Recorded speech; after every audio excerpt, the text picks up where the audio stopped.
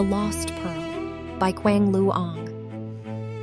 Narrated using an authorized digital voice production. Copyright 2026. All rights reserved. Chapter 1. Life Beneath the Sea. Far beneath the weight of storm and sunlight, where the water was green and heavy with silence, stood the palace of the Sea King. Its towers were built of pale coral, its windows framed in shells that caught the faint light filtering down from far above. The halls shimmered as if lit by some secret glow, lantern-fish gliding between columns of mother-of-pearl to scatter cold sparks of radiance across the polished floors. Gardens stretched on every side, filled with sea anemones that swayed like delicate lamps and forests of kelp where small fish darted bright as silver needles. It was a kingdom vast and ancient, and yet for one young mermaid it felt unbearably small. Marina was the youngest of 6 sisters. Her hair was long and pale, her eyes as blue as the shallows where the sand glittered like powdered glass. She was graceful and slender even by the measure of her people, and her sisters adored her. But while they wove garlands and sang to the whales that passed by, Marina lingered at the palace windows, gazing upward, always upward. She had never seen the surface, but she dreamed of it constantly. Her sisters' stories had kindled something in her that refused to die. Great ships hung with lamps brighter than stars, bonfires on some distant beach where men and women danced until morning, music bold and brash, so unlike the flowing songs of the sea.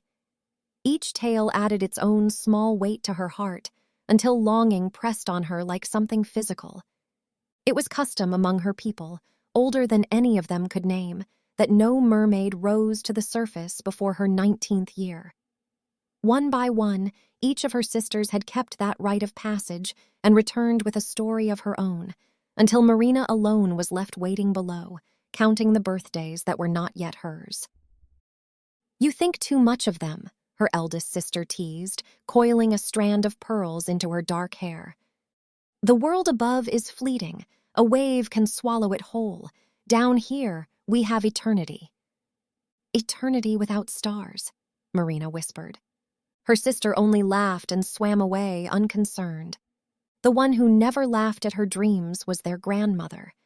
She was older than any of them could imagine, her hair white as sea foam, her eyes clouded with memory. She sat in a high chair carved of coral, spinning sea silk into long threads with patient hands, and when Marina asked about the world above, the old woman would tell her tales, not bright romantic ones like her sisters, but truths. "Their lives are short," the grandmother said, her voice as slow as a current in the deep. "They burn like sparks struck from stone, brilliant and hot, but gone before you can catch them. We live long, we endure, do not envy what fades." But Marina envied it with all her soul. She would swim alone to the borders of the kingdom, where the water thinned and light streamed in silvery shafts, and hover there, her eyes fixed on the trembling barrier above, imagining what it must feel like to break through and see the sky. When at last her day came, she could hardly breathe for the pounding in her heart. On the morning of her 19th birthday, her grandmother called Marina to her side and gathered her long, pale hair. From a shell carved of mother-of-pearl, she withdrew a delicate coral hairpin crowned with a single large, luminous pearl. "This belonged to your mother," she said softly as she nestled it into Marina's hair. "Wear it whenever your heart leads you into the unknown." Marina touched the pearl. "I will."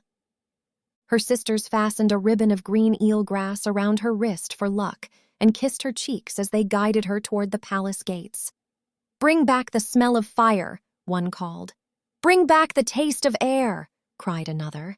"And tell us if the stars are as sharp as they look," laughed the oldest. Marina smiled, though her lips trembled, and turned to swim upward. The sea grew brighter with every stroke. The cold deep gave way to warmth, and the darkness above slowly became a sheet of rippling glass. Her hair streamed behind her like a pale banner, the pearl glimmering among its strands, and every movement felt lighter, as though her soul already knew where it was going. At last, the surface loomed above her like a trembling silver ceiling. She paused there, suspended, an arm's length from the world, her chest rising and falling as though she already breathed the air on the other side. Then she broke through, and the world split open around her. She gasped at its vastness. The sky stretched endlessly above her, a vault of velvet black scattered with points of light, colder and sharper than anything below the waves. The air filled her lungs and stung, sweet and strange, and for a moment she forgot even her own name. Then she saw the ship. It floated not far away, a wooden palace crowned with towering masts and billowing sails. Lanterns hung from the rigging, casting warm, golden light across the deck.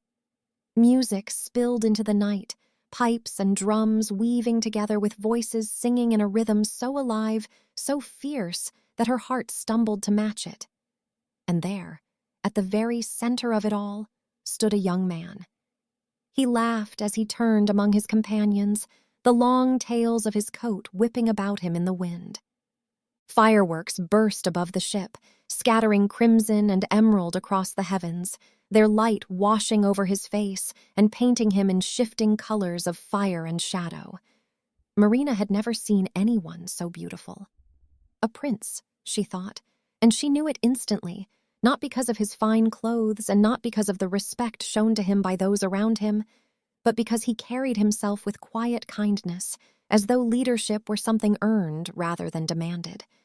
It was a kindness Marina could not have known was deliberate, built plank by plank, the way his father's shipwrights built hulls, out of a young man's private determination never to become the king who had raised him.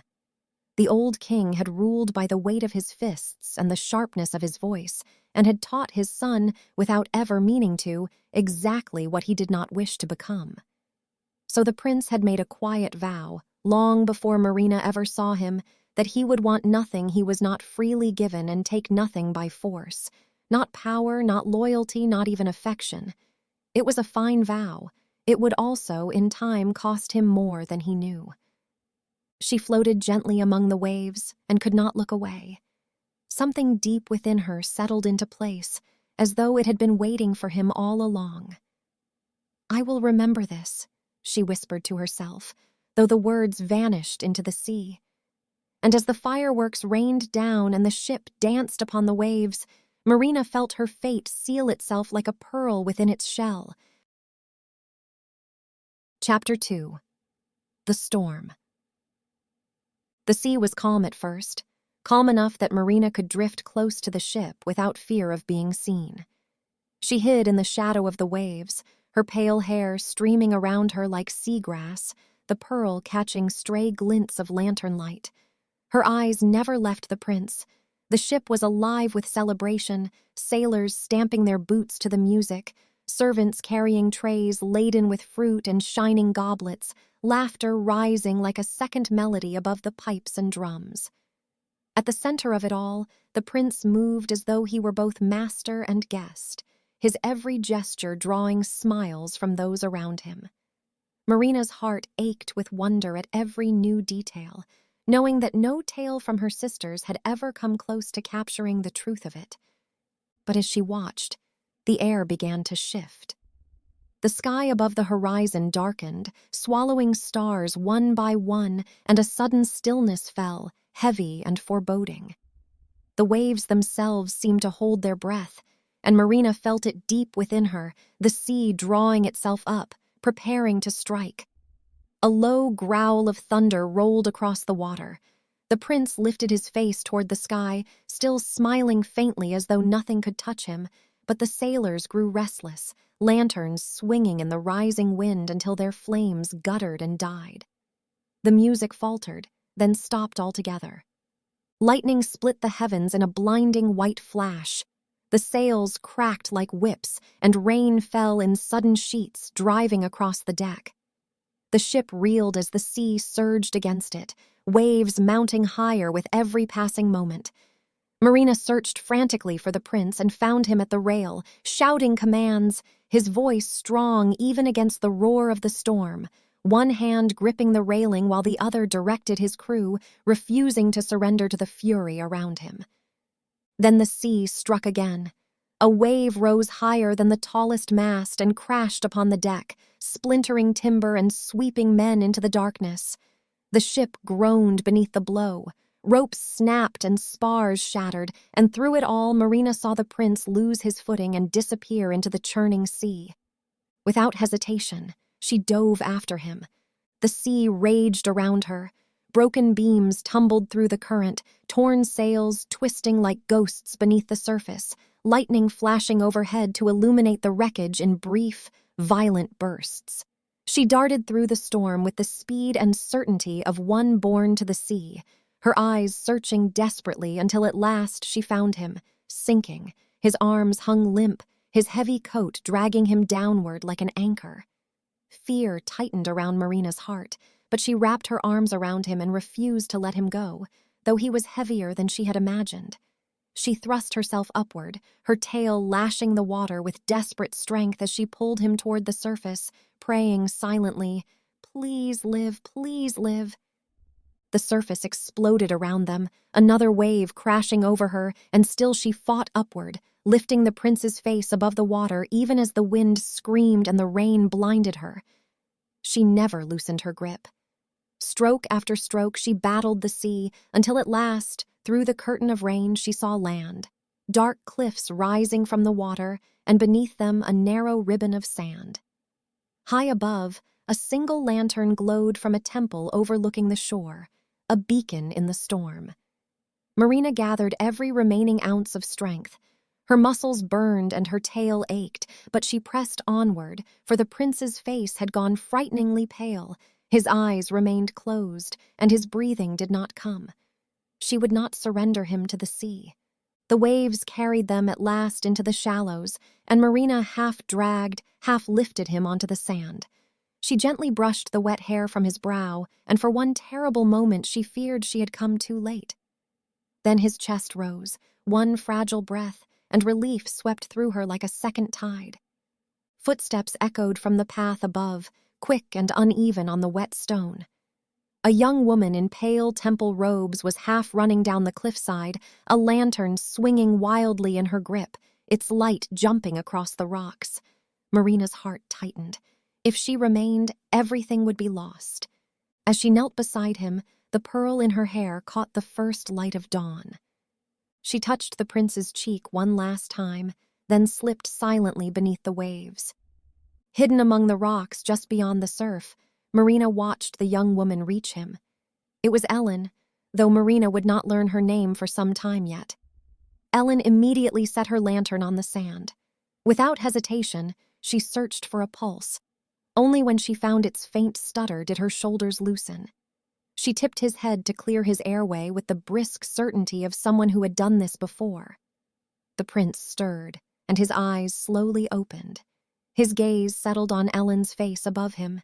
He managed something like a smile before his eyes fell shut again. Ellen turned toward the path and shouted for help. Others soon hurried down from the temple, and together they carefully lifted him from the shore. Marina's fingers pressed into the wet sand as the tide washed over them. He would never know it was she who had carried him from death into life. Yet watching him breathe, watching this capable stranger take charge of his care with such unthinking competence, relief settled quietly over her. He was alive, and that alone was enough. Though her heart ached, knowing he would wake believing another had saved him, she could not regret what she had done. His life had always mattered more than her own. The sun climbed higher, burning away the last traces of the storm, and Marina slipped silently back into the deep, her eyes lingering on the prince until he disappeared into the temple. Sorrow followed her into the sea, but so did the quiet comfort of knowing he would live. Chapter 3. Longing and Watching. The days after the storm felt hollow to Marina, as though the sea itself had lost some of its color. She swam through the palace halls, past the glowing sea gardens, but the brilliance around her seemed dulled, and every ripple of current reminded her of his body heavy in her arms and the fragile beat of his heart when life returned to him. She told no one and held the memory close, like something that would break if she spoke it aloud. At dawn, she often rose to the borderlands of the kingdom, where the seabed tilted upward into shallows bright with sunlight, and there she lingered, her eyes fixed on the trembling skin of the surface, waiting for him. In time, she saw him. The prince walked along the beach with 2 attendants, his stride measured, his face pale but proud, carrying himself as though nothing had touched him, though his hand sometimes drifted to his ribs, as if a hidden ache still lingered. Marina drifted just beyond the surf, letting the waves conceal her as she watched his every movement, and when he paused to gaze across the water, she froze, her body still as stone. His gaze swept past her, distant and thoughtful, unaware, yet even that passing glance made her heart pound until she feared it might betray her. He returned often, sometimes at dawn with gulls crying overhead, sometimes at dusk when the horizon burned crimson.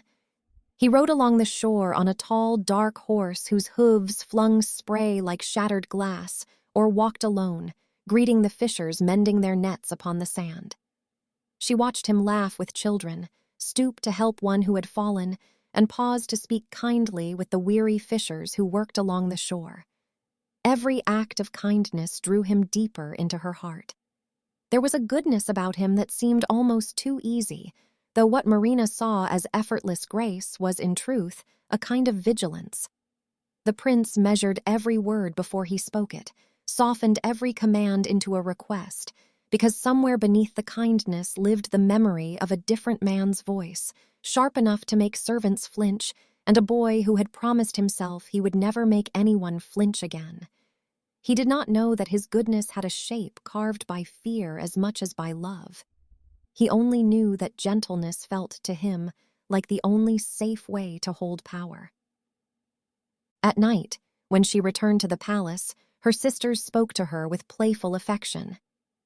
"Why do you drift so long at the borderlands?" one asked, weaving seaweed into a braid.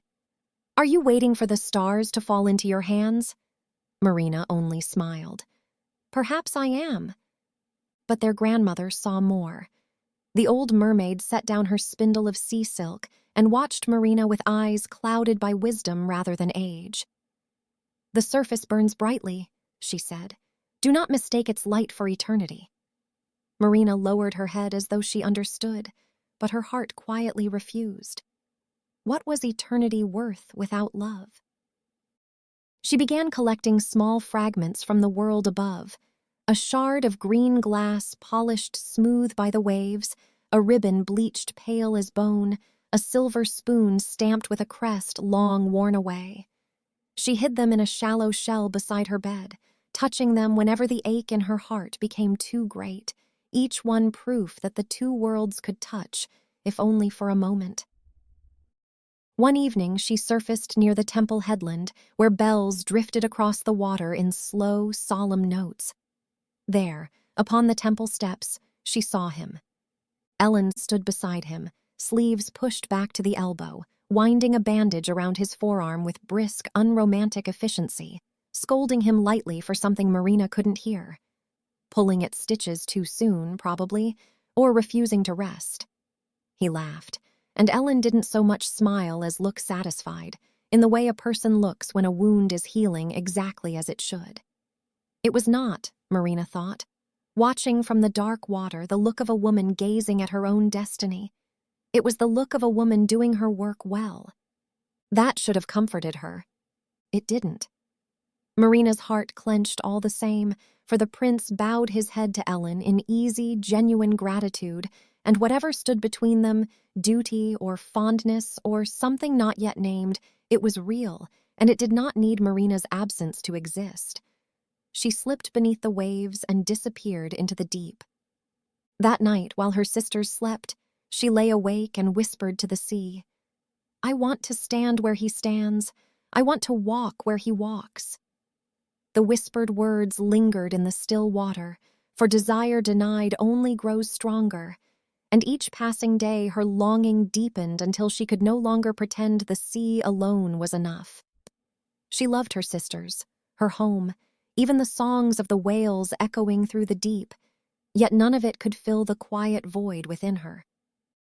One night she swam to the coral garden where her grandmother sat beneath a fan of kelp, her weathered hands spinning threads of sea silk. The current fell still as Marina knelt before her.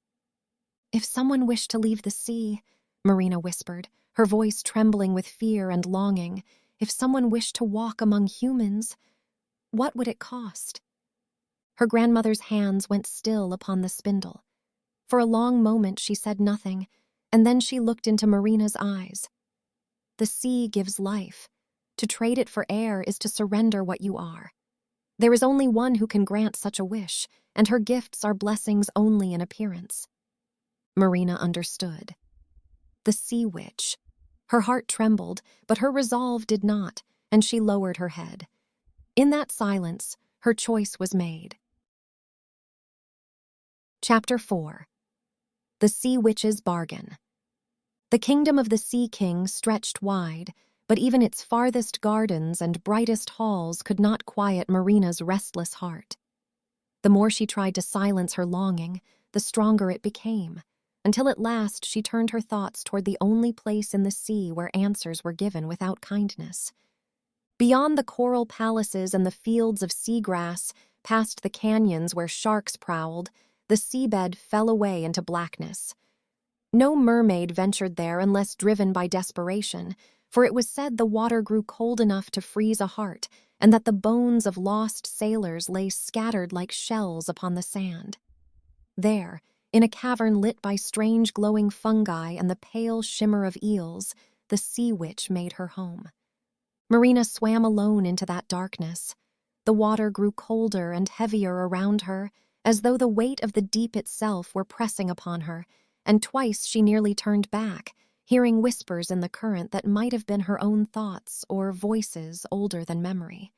But the image of the prince drew her onward, his smile, his kindness, the quiet warmth in his eyes. At last the cavern opened before her. A forest of slimy polyp plants guarded the entrance, their tendrils writhing like hungry fingers, and Marina pushed through them, her skin crawling as they clutched and released her. Inside, the water was thick and murky, clouded by dark minerals drifting through the cavern in slow currents, and shadows slipped across the walls as serpents wound themselves through cracks in the stone. At the center of the cavern waited the sea witch, hovering above the cavern floor with an unsettling grace. Her upper body was slender and strikingly beautiful, her pale skin almost luminous against the darkness, while beneath her, her body widened into the great flowing form of a giant stingray, her broad wings spreading around her like a living cloak of midnight silk, violet markings shimmering softly along their edges. Long black hair flowed around her like ink through the water, and coiled around her shoulders were two enormous eels, their sleek bodies draped across her like living ornaments, watching Marina with hungry, intelligent eyes and hissing softly whenever their mistress smiled. Her face was beautiful in a way that invited danger rather than trust. High cheekbones, full lips curved into a knowing smile, and eyes that promised both desire and ruin completed the effect. Along the far wall of the cavern, half swallowed by shadow, stood row upon row of small shells, each small enough to rest within the palm of a hand, fixed into the stone like a strange and terrible garden.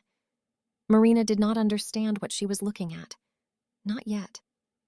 "So," the sea witch purred, her voice like sand scraping against stone, "the youngest daughter of the Sea King has come to me. What is it you think I can give you that your father cannot?" Marina's voice trembled, but she forced the words past her lips. "I want to walk upon the land. I want to be human." The witch did not laugh at once. For a moment she only looked at Marina, and something moved behind her eyes, something older and quieter than mockery. "You remind me of someone," she said, so softly the eels stilled around her shoulders. "A foolish girl who once knelt exactly where you kneel, certain her heart knew better than the sea." Marina said nothing, unsure whether to be afraid or to listen. She got her legs. The witch's mouth curved, but the smile did not reach the rest of her face. She got her prince, for a little while. She did not get to keep either. Her pale hand drifted almost fondly toward the wall of small shells without quite touching them. "Do you know what I collect, little mermaid?" "Not only voices. Proof." "Proof of what?" Marina whispered. "That the sea is not so easily left behind. That wanting is not the same as deserving." The softness in her face vanished as quickly as it had come, folding itself away like a wing. Every voice on that wall belonged to a girl who was certain she would be the exception. Perhaps one of them was. I have forgotten which, if any. She turned back to Marina, hunger sliding once more into her eyes. "Would you like to add yours to the wall? Or do you still believe you will be different?" "I will pay whatever it costs," Marina said, her hands clenched so tightly her nails bit into her palms. The witch's eels circled closer, their eyes gleaming with quiet hunger. "Your voice," the witch said at last. "That sweet voice that has charmed whales and made dolphins leap. You will give it to me, and in exchange I will brew a potion that will divide your tail into 2 human legs. But know this, every step you take will feel as though you are walking upon knives. Blood will follow you, though none will see it. You will dance, smile, and suffer. If the prince gives his heart to another and marries her, your own heart will break, and at dawn on the morning after his wedding, you will dissolve into sea foam and your soul will scatter upon the waves." The words struck Marina like stones. She did not flinch. "If that is the price, I will pay it." The sea witch smiled, so eager to trade eternity for a handful of fleeting days. "Very well, you shall have what you desire." She gathered strange sea blooms and twisting strands of deep-water kelp from the cracks of her cavern. Sea snakes slithered from holes in the rock and coiled into the great cauldron, and below it, molten lava bubbled through cracks in the seabed, the glowing rock heating the water until the potion churned and frothed in swirling clouds. She stirred the brew with a bone as long as a spear, chanting in a language that made Marina's skin crawl, until at last the potion cleared and shimmered within the cauldron. The witch lifted a small vial filled with the shimmering liquid. It pulsed faintly, like a living heart. "Drink this at dawn upon the shore," the sea witch commanded. "Your tail will tear apart, and you will rise upon 2 human legs. You will be beautiful, silent, and filled with pain. You will win his love, or you will become nothing." She stretched out one long, elegant hand. "And now, your voice." Fear swept through Marina, but still she nodded and opened her mouth. The sea witch reached toward her, and for the briefest moment her hand hesitated in the water, as though some old, buried part of her wished to close the distance and stop what was about to happen rather than finish it. It passed as quickly as it came. Whatever she had once been gentle enough to feel, she had long since learned to drown it. A glowing pearl of song slowly emerged from Marina's lips, shimmering with every note she had ever sung. It trembled in the witch's outstretched hand before she sealed it inside a waiting shell, and silence fell. Marina gasped, but no sound came. Her song, her laughter, her voice were gone forever. Mute now, she clutched the vial tightly against her heart, tears blurring her vision, though her resolve did not waver. Without looking back, she turned and swam toward the distant light where the sea met the shore. Behind her, the sea witch set the newest shell gently among its countless companions along the wall, her fingers lingering on it a moment too long for someone who claimed not to care how the story ended. "Remember, little mermaid," she called after her, "every joy is paid for in pain." Her laughter followed Marina through the darkness, though it did not, this time, sound entirely certain of itself. Chapter 5. A World of Knives. The first light of dawn touched the horizon when Marina rose from the sea, the vial of potion clutched against her heart.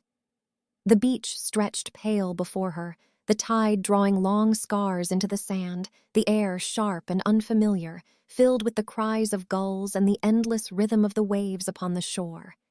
She had never felt so alone. Propped against the rocks where the waves broke, her tail coiled beneath her, she raised the vial to her lips.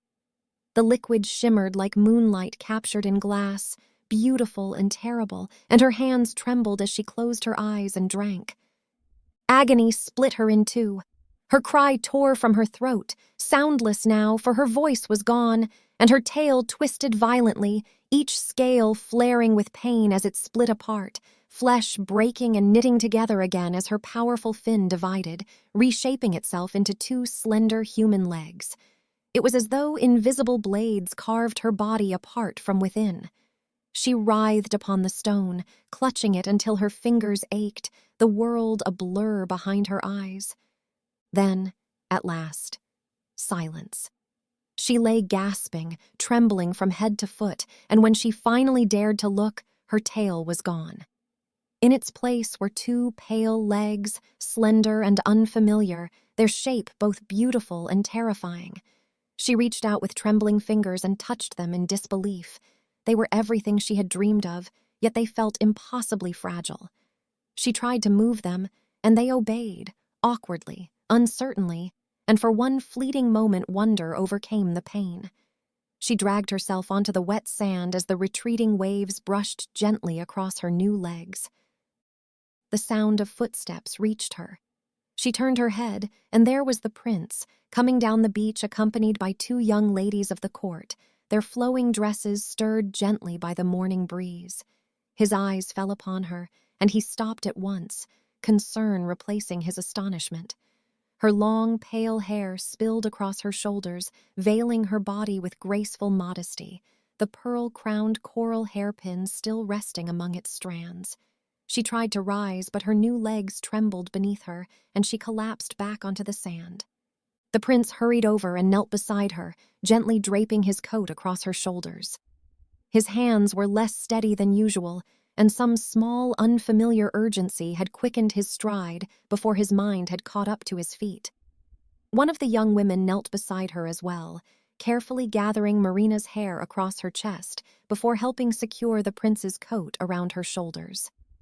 His voice was calm, warm with concern, but she could not answer. Her throat worked soundlessly, and she pressed a hand to her lips and slowly shook her head, trying to tell him she had no voice. "Fear not," he murmured. "You are safe." He helped her to her feet, carrying her whenever her strength failed. Every movement sent burning pain through her legs, but Marina endured it without complaint, for the warmth of his embrace was worth more than eternity beneath the sea. The prince's palace stood upon the cliffs overlooking the very beach where Marina had once brought him ashore. From the sea it had appeared distant and magnificent. Standing beneath its towering walls, she realized it was grander still. Its pale stone walls were veined with gold, and tapestries embroidered with hunts and great battles lined the halls, their colors richer than any coral garden.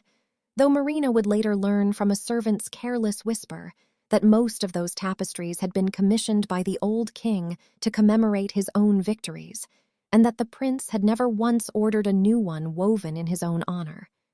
It was a small thing, she noticed it anyway.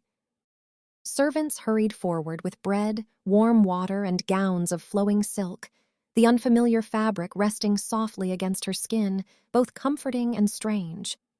The prince entrusted Marina to the care of the two young ladies who had accompanied him, and they helped her through the quiet corridors to a sunlit chamber prepared for honored guests. As the attendants gently bathed and dressed her, one carefully removed the coral hairpin from Marina's hair.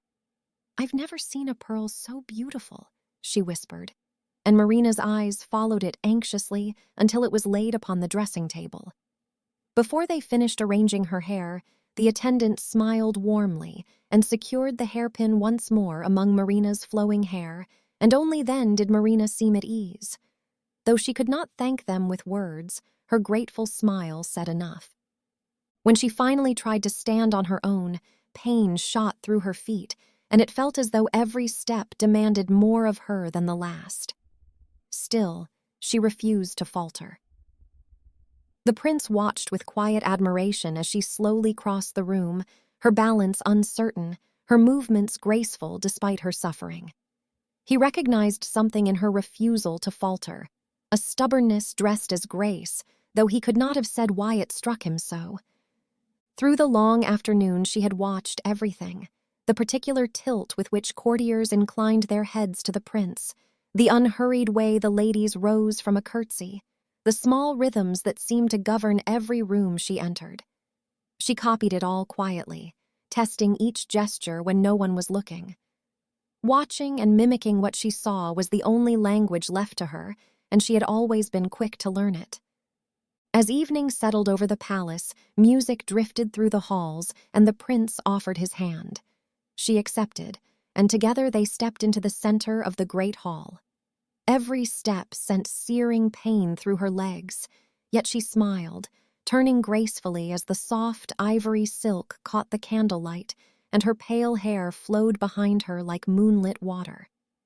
She had never danced a single human step before tonight, but her body found the rhythm the way it had always found the pull of a current, by feel, a beat behind the music, and then, suddenly, inside it.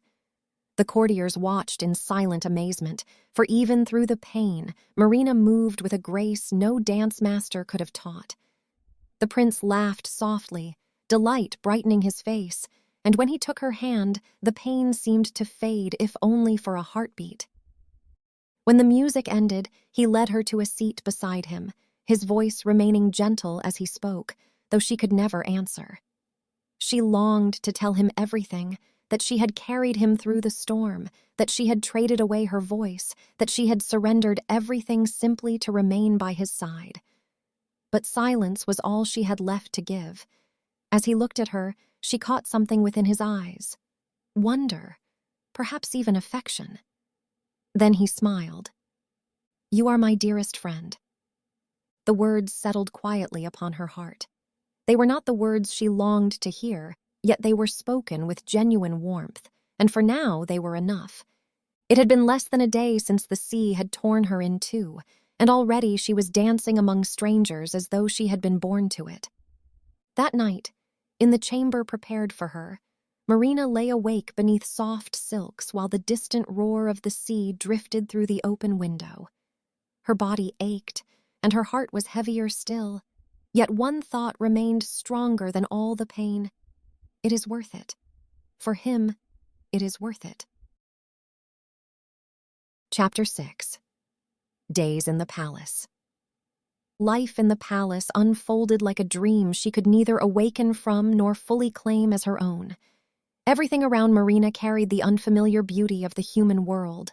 Sunlight warmed the pale stone walls, roses and lilies filled the gardens with fragrances unknown beneath the sea, and water sang softly in carved fountains, its familiar rhythm reminding her of the home she had left behind.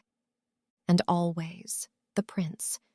He moved through his world with effortless grace, greeting servants by name, speaking kindly to those who sought his help, offering quiet encouragement to anyone burdened by hardship. He carried himself not as one who expected loyalty, but as one who inspired it, and few who watched him would have guessed how deliberately every piece of that ease had been built. As a boy, he had stood outside his father's council chamber listening to his father's raised voice and the fearful silence that came afterwards, and had promised himself silently that no one would ever fear his voice. Wherever he walked, Marina followed. Each day she tried to become part of his world. She learned to walk in delicate silk shoes, though every step renewed the sea witch's curse, and she mastered the quiet customs of the court, greeting the nobles with graceful curtsies, offering smiles instead of words, hiding every trace of pain behind gentle composure. Whenever the prince invited her to dance, she accepted without hesitation, moving with the effortless grace she had once known beneath the sea. Before long, word of the silent young woman had spread throughout the palace, and her silence became a mystery to all who met her.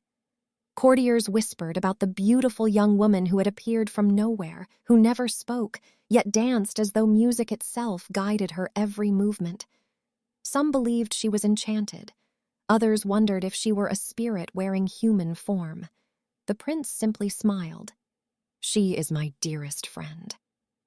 He said the word easily, friend, the way he said most things, as though certainty were simply a matter of choosing the kindest word and committing to it fully enough that no one, least of all himself, would think to question it.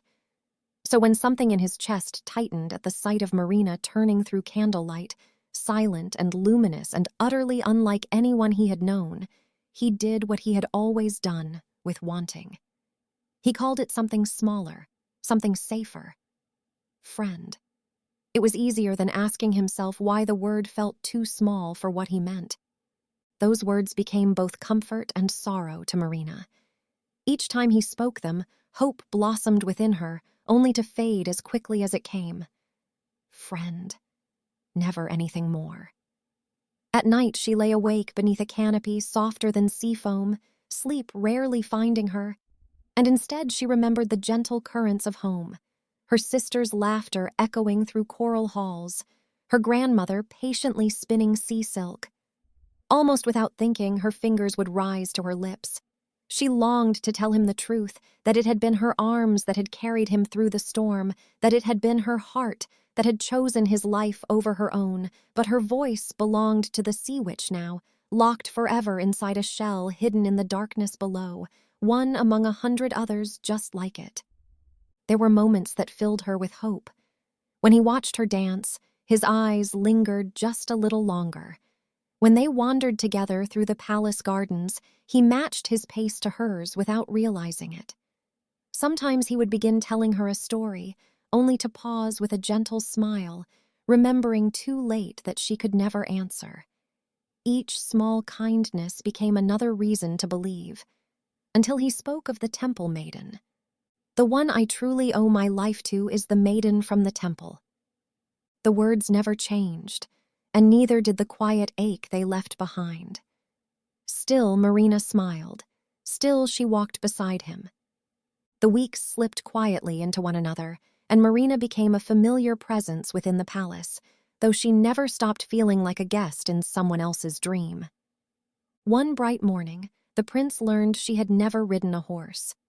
Smiling with quiet surprise, he insisted on teaching her himself. Patiently, he guided her boot into the stirrup, steadied her at the waist as she mounted, and walked beside her until she found her balance. To his surprise, the spirited gray mare accepted Marina almost at once. Beneath her gentle touch, the mare grew calm, lowering its head as though greeting an old friend. Before long, every horse in the royal stables responded the same way, leaving even the stablemaster quietly astonished. Within days, Marina rode with graceful confidence beside the prince along the cliffs overlooking the sea. Each stride of the horse sent another sharp reminder of the sea witch's curse through her legs, but she never allowed him to see her pain. As they rode, the pearl in her hair caught the morning sun. The prince glanced toward it, and for the briefest moment something stirred at the edge of his memory. A pale glimmer beneath a gray morning, a feeling he could almost grasp. Then, like a dream upon waking, it faded away. "You're happy," he said at last, watching her. It wasn't a question. Marina smiled and nodded. It wasn't entirely a lie, yet the sea never stopped calling. Whenever the moon was full, Marina slipped quietly from the palace and walked alone to the cliffs overlooking the water, standing there for long moments while the wind lifted her hair and the waves crashed far below. "I remember you," she whispered silently within her heart. "Do you still remember me?" Sometimes, carried upon the wind, she imagined she heard her sisters singing. One evening, as she returned from the shore, the prince was waiting near the palace gate. "You wander often," he said gently. "Do you miss another home?" Her breath caught, and she shook her head. How could she explain that home was no longer a place? That home was wherever he was. He stepped closer and brushed a loose strand of hair behind her ear, his hand pausing a moment longer than it needed to, and something crossed his face. the beginning of a question he did not let himself finish asking. "Then stay," he said softly. "Stay as long as you wish." Tears gathered in Marina's eyes, and she lowered her head, unable to answer. She would stay until her strength failed. She would stay until the sea reclaimed her. She would stay because even a lifetime of sorrow could never outweigh a single day beside him.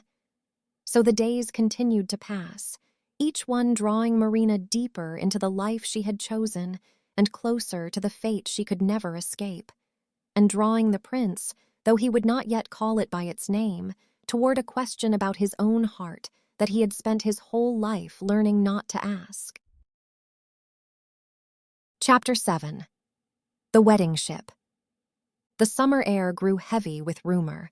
Marina sensed it in the hushed conversations of the servants and the knowing glances exchanged between the courtiers. Everywhere she went, the same whispers followed her. Alliances, journeys, marriage. One morning, the prince himself confirmed what her heart had already begun to fear.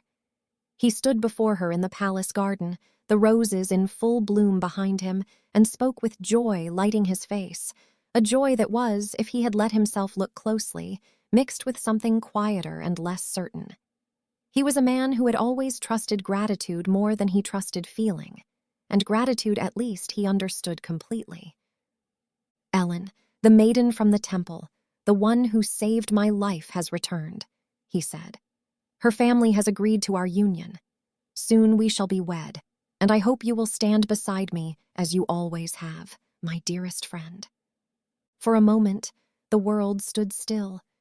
Marina forced herself to smile, though her fingers tightened around the folds of her gown, and she lowered her eyes before the tears gathering within them could betray her.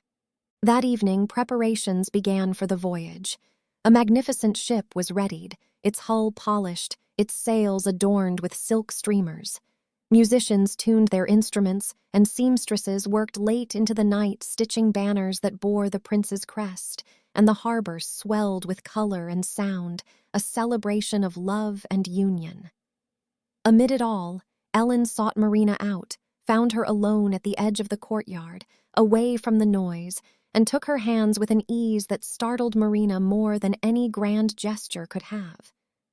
"I hope we might be friends," Ellen said. "He speaks of you as though you hung the stars for him." There was no performance in it, no rehearsed kindness meant for the court to witness. Only the plain, unguarded warmth of a woman who had no reason to feel threatened and so felt none. Marina could only nod, her throat aching around words that would never come. And when Ellen pressed a quick, sisterly kiss to her cheek and hurried off to see to some other task, Marina understood, with a clarity that hurt worse than the ache in her legs, that she could not have hated this woman even if her life had depended on it. It did, in a way. She let herself hate it a little anyway and forgave herself for that. Marina watched it all in silence after that, moving as if in a dream, her body hollow, her heart a weight pulling her toward the sea. Yet when the day came, she still followed the prince aboard. She could not abandon him, not even now, not even to save herself. The wedding ship was magnificent, garlands of flowers trailing along its rails, lanterns swinging from the rigging like captive stars. The deck came alive with music, pipes, drums, and strings weaving together in triumphant chorus, and the sea breeze carried the scent of salt, roses, polished timber, and spiced wine.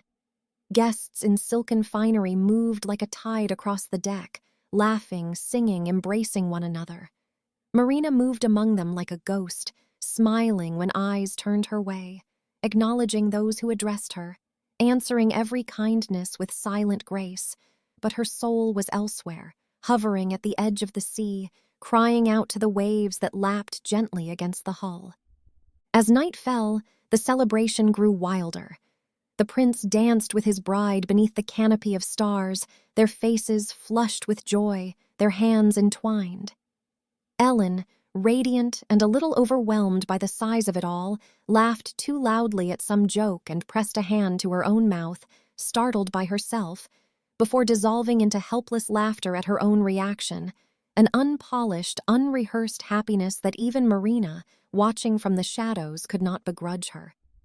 And if the prince's laughter carried a note of something almost like relief, as though he had settled a question rather than answered it, no one on the crowded deck was near enough to hear the difference. Marina stood at the edge of the crowd, watching them, her heart aching with a sorrow no wound could equal, every smile the bride shared with the prince deepening that quiet sorrow. The music swelled, the guests cheered, and in that noise Marina felt the silence of her own heart more sharply than ever. Then ripples spread across the dark water. A shimmer of pale forms rose slowly from the sea, and Marina's breath caught as her sisters surfaced in a silent row beside the ship, their shoulders rising above the water, the moonlight turning the tears upon their faces to silver. Their eyes searched desperately for hers as they called her name in voices filled with quiet urgency. But they were changed. Their once flowing hair, which had drifted around them like veils of gold and pearl, was gone. What remained were only short, uneven locks that barely brushed their cheeks. The sight hollowed Marina's chest.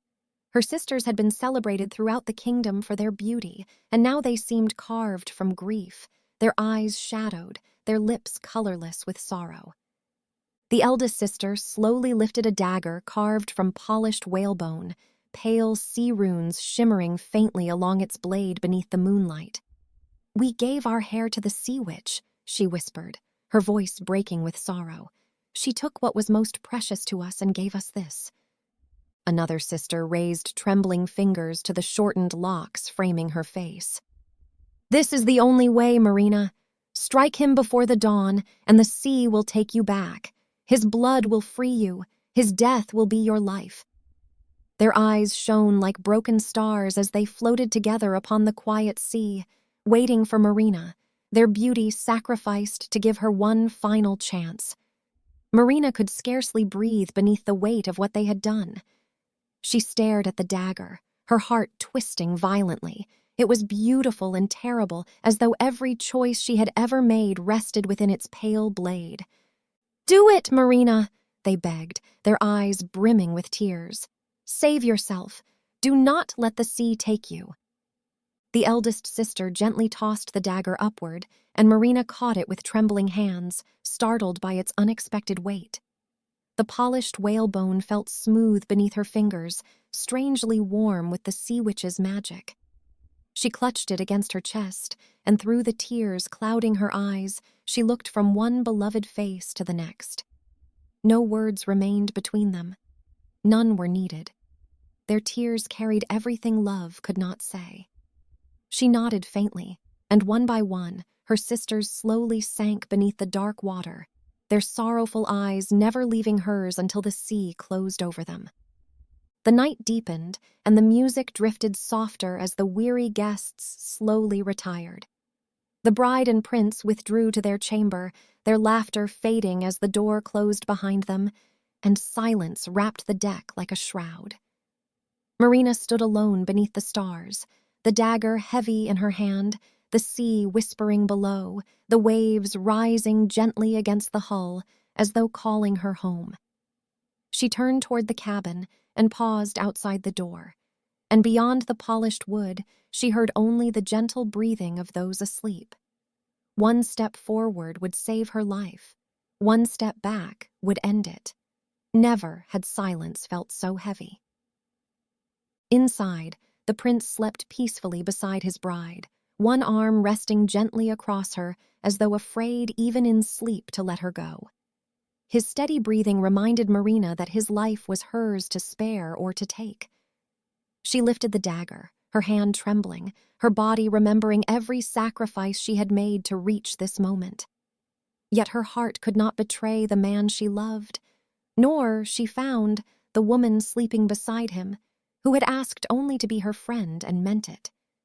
Slowly her fingers opened, and the dagger slipped from her hand and came to rest upon the polished floorboards, harmless at last. Marina bent low and pressed a gentle kiss upon his brow. Tears slipped silently onto his skin, and he stirred slightly but did not wake. She turned and fled the chamber, her bare feet quiet upon the deck, and as the first light of dawn touched the horizon, she ran to the rail. Behind her, The whalebone dagger lay where she had left it.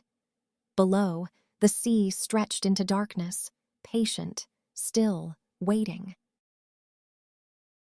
Chapter 8. The Final Choice. The horizon was beginning to pale, a thin line of gold stretching where the sea met the sky.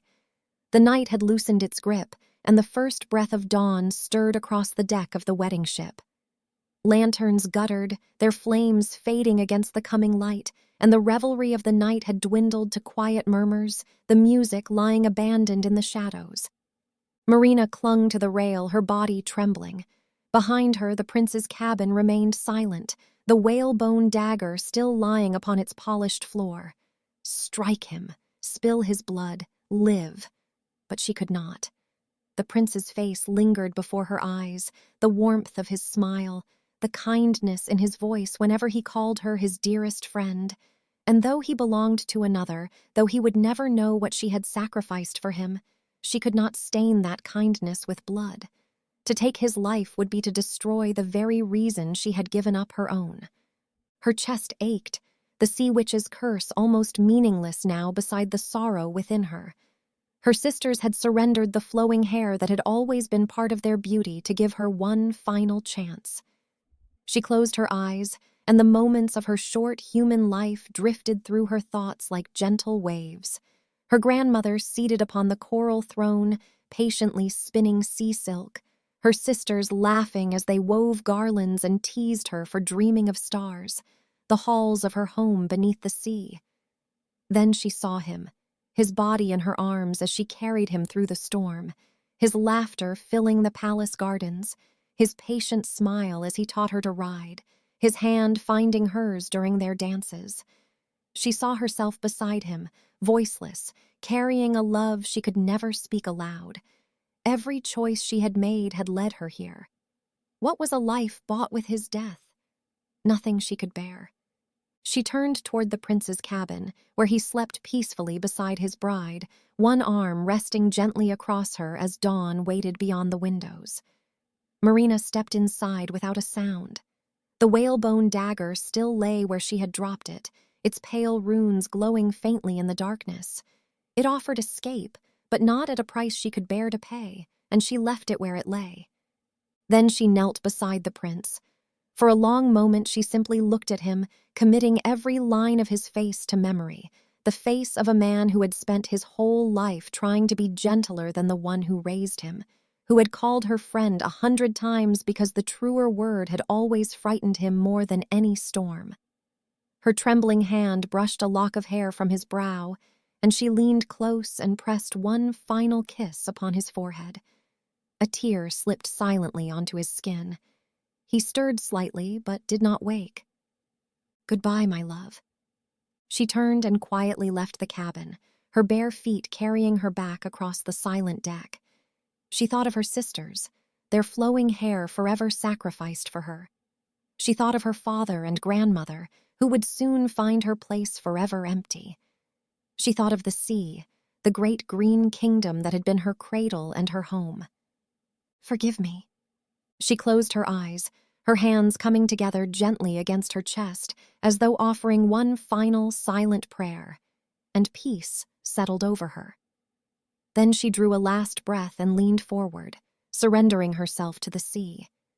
The wind rushed past her, and the sea rose swiftly to meet her. For a single heartbeat, she hung suspended between two worlds. Then the water embraced her. The prince's eyes opened. He did not know why. His heart was suddenly restless, and beside him, his bride still slept peacefully. But something was missing. He sat upright, a strange emptiness settling over him, as though someone dear had quietly slipped away, and without waking his bride, he hurried from the cabin. "No." The word escaped him before he knew why he had spoken it. Only the morning breeze answered. He searched the deck, but she was nowhere to be seen, and when he reached the rail, he saw far below a circle of white sea foam drifting upon the quiet water. It shimmered for a moment beneath the first light of dawn, then slowly disappeared into the sea. Floating where the foam had been was a single pearl hairpin. His breath caught. Near the rail rested a long-handled landing net, forgotten after the night's celebration, and without taking his eyes from the water, he seized it and stretched it carefully over the side. The pearl hairpin settled gently into its woven mesh, and he drew it back slowly, tiny droplets slipping from the pearl like tears as he lifted it into his trembling hands. He stared at it, and as his thumb brushed the smooth pearl, a forgotten image surfaced. Dawn upon the shore, a pale glimmer in long silver hair before Ellen's face had ever swum into focus above him. Memory stirred. The silent girl upon the shore, her smile that had hidden unspoken sorrow, the quiet way she had never left his side. Confused, he slowly turned back toward the cabin, and as he stepped through the doorway, his eyes fell upon the whalebone dagger, still lying upon the floor, untouched, unused. Understanding came not as a single revelation, but like the tide, slowly, inevitably. Ellen had found him on the shore, but another had carried him there. Another had watched over him. Another had walked beside him every day thereafter. Another had loved him enough to surrender everything and ask for nothing in return. His knees gave way beneath him, and clutching the pearl against his heart, he sank to the floor. At last, the truth stood before him, terrible in its simplicity. "It was you," his voice broke. Ellen watched him silently, uncertain what grief had taken hold of her new husband, but sure enough of him already to kneel beside him without asking why. The morning breeze drifted softly through the open doorway and brushed gently across his face, warm and tender, like the touch of someone saying goodbye. He closed his eyes and wept. The Lost Pearl. Written by Quang Lu Ong. Copyright 2026. All rights reserved.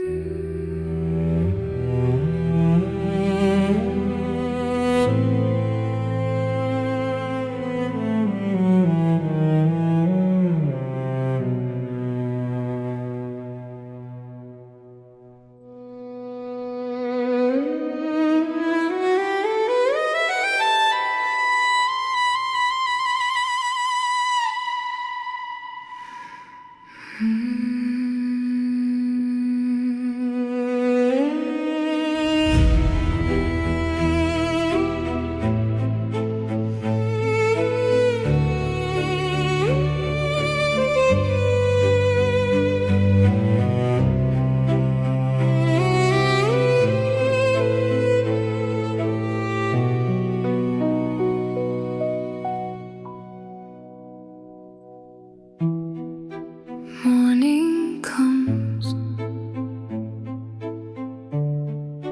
tears remain. Hold my hand, feel my pain.